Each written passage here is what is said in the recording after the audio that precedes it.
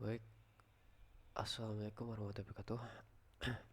Perkenalkan, nama saya Abdul Halim dengan NIM A112023 15327. Akan mempresentasikan tentang penerapan metode machine learning untuk sistem diagnosis penyakit berbasis web menggunakan Streamlit.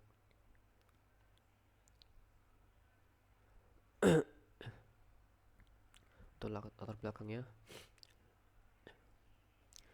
yaitu seperti yang kita tahu, perkembangan teknologi informasi dan komunikasi pada era digital saat ini mengalami peningkatan yang sangat pesat dan memberikan dampak signifikan di berbagai bidang, termasuk bidang kesehatan. Proses ini seringkali membutuhkan waktu yang relatif lama dan biaya yang tidak sedikit, terlebih dengan keterbatasan jumlah tenaga medis dan fasilitas kesehatan di berbagai wilayah. Dengan memanfaatkan algoritma machine learning, sistem dapat mempelajari pola dari data diagnosis penyakit yang telah ada dan melakukan prediksi secara otomatis untuk mengetahui diagnosis awal.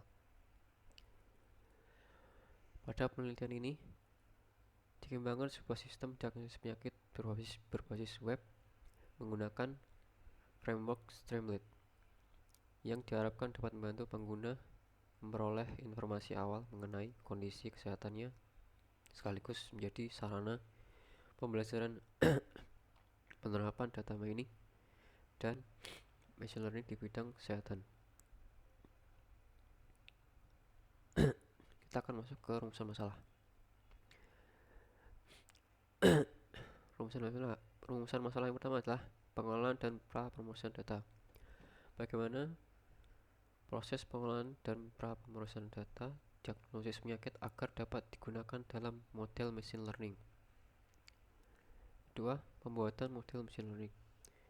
Bagaimana membangun model machine learning yang mampu melakukan prediksi diagnosis penyakit dengan baik. Ketiga, implementasi ke aplikasi web. Bagaimana cara mengimplementasikan model machine learning ke dalam aplikasi web berbasis Streamlit. Yang terakhir, penyajian hasil diagnosis. Bagaimana menampilkan hasil diagnosis penyakit secara informatif dan mudah dipahami oleh pengguna.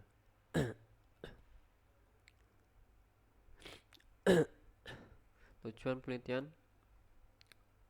yaitu mengembangkan sistem diagnosis penyakit, menerapkan metode data mining, mengimplementasikan model ke aplikasi web, serta memberikan diagnosis awal secara cepat. Manfaat penelitian dari segi kampus atau perguruan tinggi akan mendapatkan kontribusi di bidang akademik. Untuk mahasiswa akan mendapatkan pengalaman penerapan dari machine learning, dan masyarakat akan mendapatkan diagnosis terhadap penyakit yang diderita.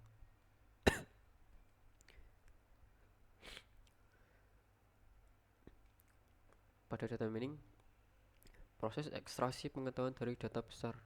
Proses ini melibatkan penerapan berbagai teknik statistik, matematika, serta kecerdasan buatan untuk menemukan pola, hubungan, dan kecenderungan tertentu yang sebelumnya tidak terlihat secara langsung.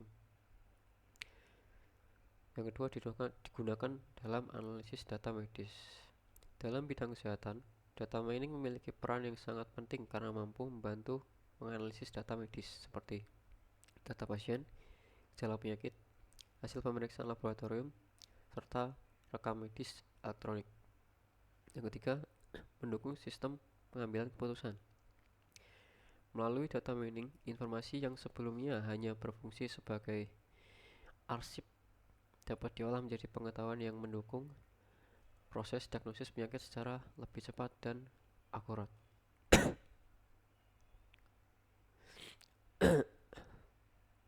Dari segi machine learning, cabang artificial intelligence.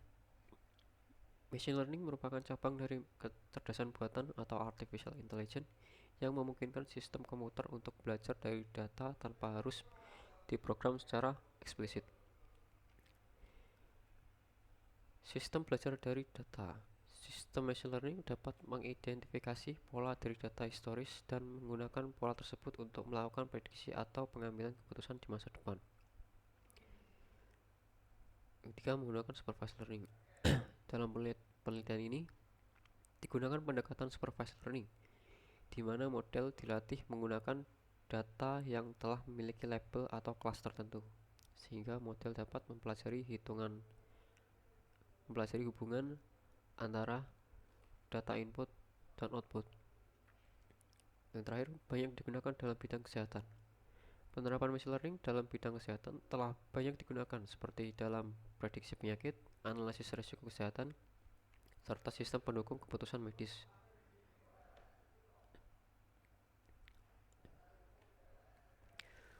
Pada algoritma klasifikasi, yang pertama adalah mengelompokkan data ke dalam kelas. Algoritma klasifikasi merupakan salah satu metode dalam machine learning yang digunakan untuk mengelompokkan data ke dalam kelas atau kategori tertentu berdasarkan karakteristik yang dimiliki. Yang kedua, digunakan untuk diagnosis penyakit. Algoritma ini sangat cocok digunakan dalam kasus diagnosis penyakit, di mana data pasien diklasifikasikan ke dalam jenis penyakit tertentu. Yang ketiga, contoh algoritma yang digunakan seperti naive Bayes, decision tree, dan KNN. Beberapa algoritma klasifikasi yang umum digunakan antara lain naive Bayes, decision tree, k-nearest neighbor atau KNN, dan logistic regression. Pemilihan algoritma klasifikasi disesuaikan dengan karakteristik data dan kebutuhan sistem. Kita akan masuk pada Streamlit. Yang pertama, framework Python berbasis web. Streamlit merupakan framework open source berbasis bahasa pemrograman Python yang digunakan untuk membangun aplikasi web interaktif, khususnya pada bidang data science dan machine learning. Yang kedua, mudah dan cepat dikembangkan. Framework ini dirancang untuk memudahkan pengembang dalam menampilkan hasil analisis data dan model machine learning tanpa memerlukan pengetahuan mendalam tentang pengembangan web. Yang ketiga, cocok untuk aplikasi machine learning. Dengan menggunakan Streamlit, aplikasi web dapat dibuat secara cepat dan efisien karena pengembang hanya perlu menuliskan kode Python tanpa harus mengolah komponen front-end secara terpisah. Yang terakhir, interaktif dan real-time. Pemilihan Streamlit dan penelitian ini didasarkan pada kemudahan implementasi, tampilan antarmuka yang sederhana, serta kemampuannya dalam menampilkan hasil prediksi secara real-time.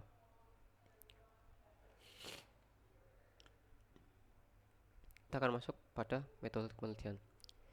Dari pengumpulan dataset yang digunakan berupa file CSV yang berisi data gejala dan label penyakit. Setiap baris merepresentasikan satu kondisi pasien, sedangkan setiap kolom menunjukkan atribut atau gejala untuk proses diagnosis. Yang kedua, pra-pemrosesan data. Dataset yang digunakan berupa file CSV yang berisi data gejala dan penyakit. Setiap baris sama. Untuk pelatihan model, data hasil pemrosesan digunakan untuk melatih model klasifikasi. Model yang telah dilatih disimpan menggunakan joblib dan digunakan untuk prediksi diagnosis pada aplikasi web. Yang terakhir, implementasi sistem web. Model machine learning diintegrasikan ke aplikasi web berbasis Streamlit untuk menampilkan hasil prediksi diagnosis penyakit secara langsung. Untuk alur metode penelitiannya seperti ini. Dimulai dari pengumpulan dataset diagnosis penyakit, kemudian dilakukan pra-pemrosesan data seperti encoding, normalisasi data, dan pembersihan data. Selanjutnya akan dilanjutkan ke pembagian dan persiapan data. Setelah itu dilanjutkan pada pembuatan dan pelatihan model machine learning. Setelah itu data akan disimpan pada penyimpanan model dan selanjutnya akan diimplementasikan model ke aplikasi web atau Streamlit. Data akan diinput oleh pengguna, lalu akan dilakukan proses prediksi diagnosis penyakit. Setelah itu hasilnya akan keluar dan mengambilkan hasil diagnosis. Data penelitian untuk format filenya berupa CSV yang berisi gejala dan label penyakit dan digunakan sebagai data pelatihan machine learning.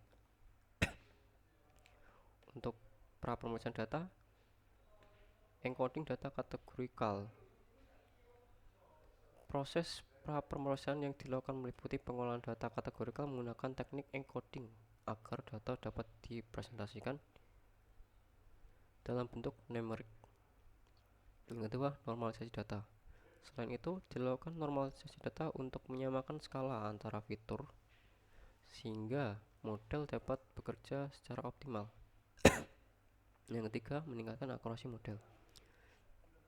Hasil dari tahap pra pemeriksaan ini selanjutnya digunakan sebagai input pada proses pembuatan dan penelitian model dan pelatihan model.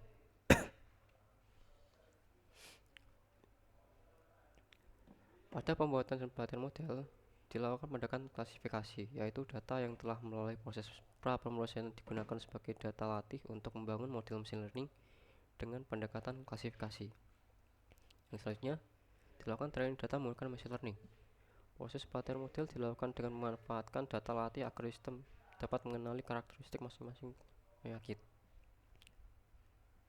Terakhir, model disimpan menggunakan joblib. Penyimpanan model ini bertujuan untuk meningkatkan efisiensi sistem, karena model tidak perlu dilatih ulang setiap kali aplikasi dijalankan.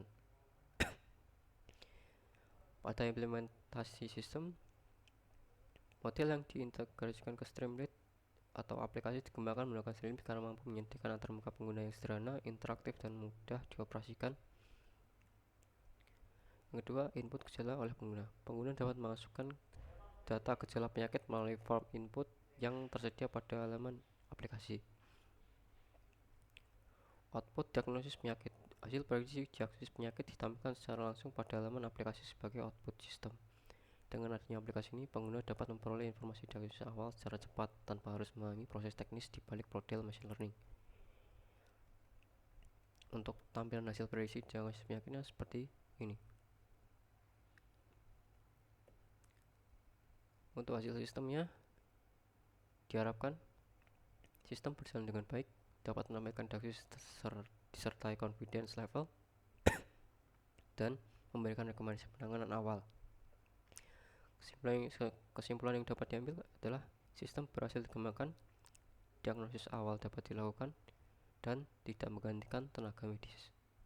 Sekian, terima kasih.